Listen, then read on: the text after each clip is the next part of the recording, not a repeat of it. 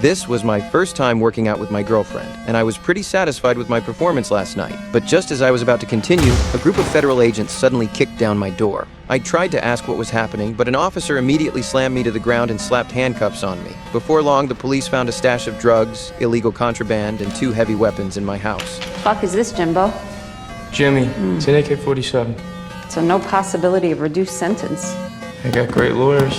Facing their accusations, I just smirked with contempt, confident I would definitely get bailed out. After getting locked up, my father came to see me right away. But what caught me off guard was that my father, to protect the family's interests, actually told me to plead guilty. Under the prosecutor's protection, I would only have to serve 3 years at most. Although it was hard to accept, I had no choice but to agree. In court, I admitted to all the charges. But the judge ruled that I illegally possessed heavy weapons to protect drugs, which constituted organized crime, and sentenced me to 10 years in prison on the spot. Only then did I realized that both my father and I had been played by the prosecutor. In the end, I went to prison. But just 2 months later, a guard suddenly took me to an office. Inside was the very prosecutor who tricked me, along with a female agent. The female agent got straight to the point. She had discovered I had an exceptional gift. Seeing my strong networking abilities, she wanted to make a deal with me. She wanted me to get close to a serial killer and extract information about where the victims' bodies were buried. In exchange, they could restore my freedom. Although the term sounded tempting, I was still sharp enough to sense the danger involved. That prison housed nothing but mentally unstable inmates, so I refused on the spot.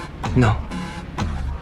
Seeing my firm stance, she didn't push any further. Instead, she left me with a file and told me to think it over. That night, I opened the file, and the contents shocked me. This was a serial killer who specifically targeted young girls, using extremely brutal methods. The strangest part was that even though all the evidence pointed to a bearded man, the police had no proof to convict him. Looking at this tempting deal, I didn't know what to do and could only turn to my father for help. After hearing everything, my father told me not to rush into accepting. They had already found a way to get me out. But just as I was waiting for my father's response, my mother suddenly delivered terrible news. My father had suffered a stroke from the stress over my situation and might not make it much longer. Looking at my mother's panicked expression, I knew I could only rely on myself now. In the end, I had no choice but to reluctantly agree to work with the female agent. But what she said next left me completely stunned.